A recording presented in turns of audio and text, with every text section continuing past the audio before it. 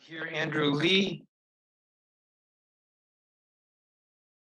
Okay, Please proceed. good afternoon, Chairman Mendelson, members of the committee and staff. Thank you for the opportunity to testify today. I'm Andrew Lee and am the founding artistic executive director of DC Strings Workshop, also known as DC Strings. DC Strings is an east of the river serving nonprofit organization committed to bringing musical experiences to all parts of our city, particularly underserved communities. We're a proud member of the DC Out of School Time Coalition, which represents over 50 OST programs and youth advocates.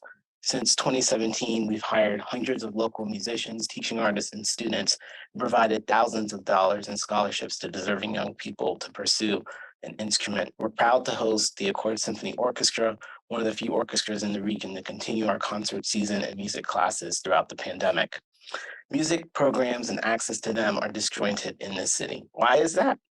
That would take more than the 3 minutes I have. There was once a very rich legacy of band, chorus, even orchestra in DC public and charter schools with local organizations that have stellar musicians, artists, and performers. Students have traveled abroad, participated in local, regional, and international festivals and events. Access to music education is not universal.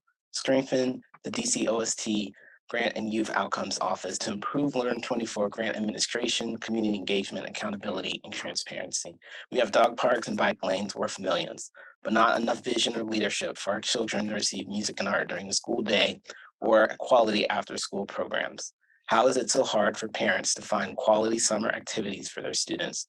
Where's the universal list for parents and caregivers to register for summer programs?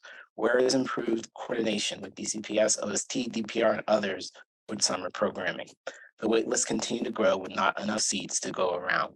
We know the statistics about mental health and the impact sustained isolation from the pandemic has had. Music and arts is a pathway for many of these students. High quality music instruction should not only be accessible by the powerful, wealthy, and elite, it should be accessible for all. Music is a universal language, but it's not happening enough here in the city. As a city, we are condemning a generation of young people to not have these formative musical experiences. It's harder to shoot your best friend when you play together in band. You never forget the time you had to sing the solo in front of the entire school. It's easier to talk about adverse childhood trauma that more than 1 in 5 youth in the city experience when you have access to music therapy, drum circles, and a supportive, safe environment to share painful experiences with trained mental health practitioner and music therapist.